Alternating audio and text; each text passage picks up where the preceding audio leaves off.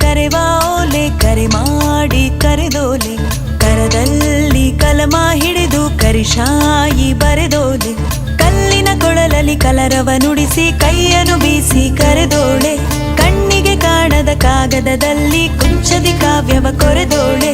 ಕರೆಯೋಲೆ ಕರೆವಾ ಓಲೆ ಕರೆ ಮಾಡಿ